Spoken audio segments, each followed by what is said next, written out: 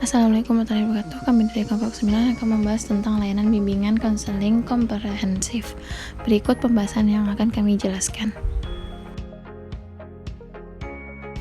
Pertama, kita membahas tentang pengertian layanan bimbingan konseling. Pelayanan dasar adalah salah satu komponen program pelayanan bimbingan dan konseling komprehensif yang saat ini dikembangkan di Indonesia.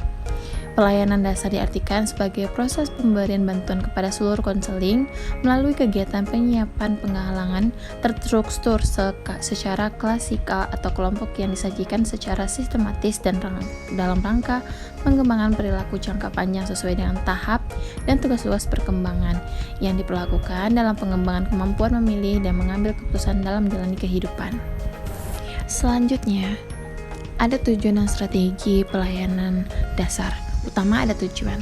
Tujuan dasar bertujuan untuk membantu semua konseling agar memperoleh perkembangan yang normal, memiliki mental yang sehat, dan memperoleh keterampilan dasar hidupnya, atau dengan kata lain membantu konseling agar mereka dapat mencapai tujuan perkembangannya. Tujuan secara rinci antara lain adalah 1. Memiliki kesadaran tentang diri dan lingkungannya. Yang kedua, mampu mengembangkan keterampilan untuk mengidentifikasi tanggung jawab atau keseperangkat tingkah laku yang layak bagi penyesuaian diri dengan lingkungannya. Yang ketiga, mampu menangani dan memenuhi kebutuhan dan masalahnya. Yang keempat, mampu mengembangkan dirinya dalam rangka mencapai tujuan hidup.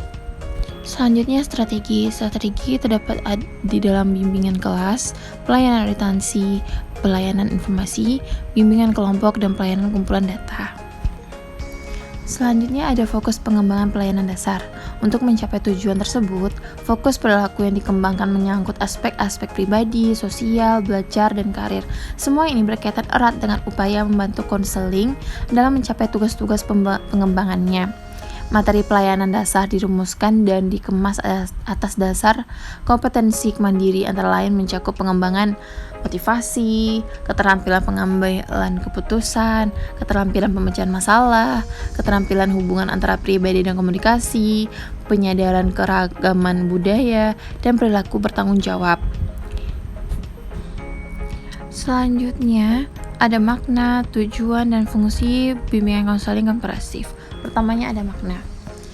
Makna bimbingan dan konseling merupakan serangkaian kegiatan atau aktivitas yang dirancang untuk konselor untuk membantu klien dalam upaya untuk mengembangkan dirinya seoptimal mungkin. Karena pengembangan sistem bersifat fluktuatif, maka untuk membantu kondisi seperti itu, maka diperlukan layanan bimbing konseling yang berkomprehensif. Bimbingan ini merupakan upaya untuk memberikan bantuan secara utuh yang melibatkan konselor, pimpinan sekolah, guru mata pelajaran, staf administrasi, dan orang tua, serta masyarakat. Selanjutnya ada tujuan. Tujuan bimbingan konseling konferatif 1. Merencanakan kegiatan penyelesaian studi, perkembangan karir serta kehidupan di masa yang akan datang, mengembangkan seluruh potensi dan kekuatan yang dimiliki secara optimal, menyesuaikan diri dengan lingkungan pendidikan, dan mengatasi hambatan dan kesulitan yang dihadapi dalam studi sesuai dengan penyesuaian di lingkungan, beserta masyarakat dan lingkungan kerja. Lalu, fungsi pembimbingan konseling komprehensif ini dapat memahami atau membantu siswa agar memiliki pemahaman terhadap dirinya, lingkungannya, serta prevensi, yaitu upaya konselor untuk senantiasa mengantisipasi sebagai masalah yang mungkin terjadi dan berupaya untuk mencegahnya agar tidak dialami oleh peserta didik. Penyesuaian, yaitu berfungsi sebagai menyesuaikan diri secara dinamis dan konstruktif terhadap program pendidikan, peraturan sekolah, atau norma-norma agama yang diterapkan di sekolah tersebut.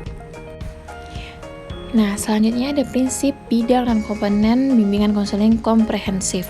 Prinsip bimbingan diperuntukkan untuk semua individu. Bimbingan bersifat individualisme. Bimbingan merupakan usaha bersama sekolah, pengambilan keputusan hal yang esensial dalam bimbingan. Bimbingan berlangsung secara berbagai settingan. Bidang yang terdapat dalam BK ada bimbingan akademik, bimbingan sosial, pribadi, dan bimbingan karir. Komponen dalam BK adalah antara lain adalah layanan dasar, layanan responsif, perencanaan individual, dan dukungan sistem. Nah, terakhir ada strategi. Implementasi komponen program bimbingan konseling, komprehensi. Terdiri dari bimbingan kelas. Bimbingan kelas adalah program yang dirancang menuntut konselor untuk melakukan kontak langsung dengan para peserta didik di kelas. Yang kedua ada pelayanan orientasi. Pelayanan ini merupakan suatu kegiatan yang kemungkinan peserta didik dapat memahami dan menyesuaikan diri dengan lingkungan baru, terutama lingkungan sekolah. Yang ketiga ada pelayanan informasi. Pelayanan ini merupakan pemberian informasi tentang berbagai hal yang dipandang bermanfaat bagi peserta. Selanjutnya, yang keempat adalah bimbingan kelompok. Konselor memberikan pelayanan bimbingan kepada peserta didik melalui kelompok-kelompok kecil yang terdiri dari 5-10 orang. Bimbingan ini ditujukan untuk merespon kebutuhan atau minat para peserta didik. Topik yang didiskusikan dalam bimbingan ini adalah masalah yang bersifat umum, yang tidak rahasia seperti cara-cara belajar, yang efektif, kiat-kiat menghadapi ujian, dan mengelola stresnya. Yang kelima ada pelayanan pengumpulan data.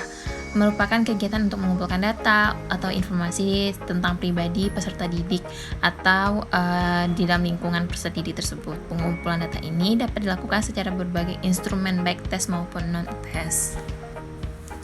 Nah, sekianlah pembahasan dari kelompok 9. Mohon maaf jika ada kekurangan lebihnya, semoga bermanfaat bagi kita semua. Saya akhiri dengan Assalamualaikum warahmatullahi wabarakatuh.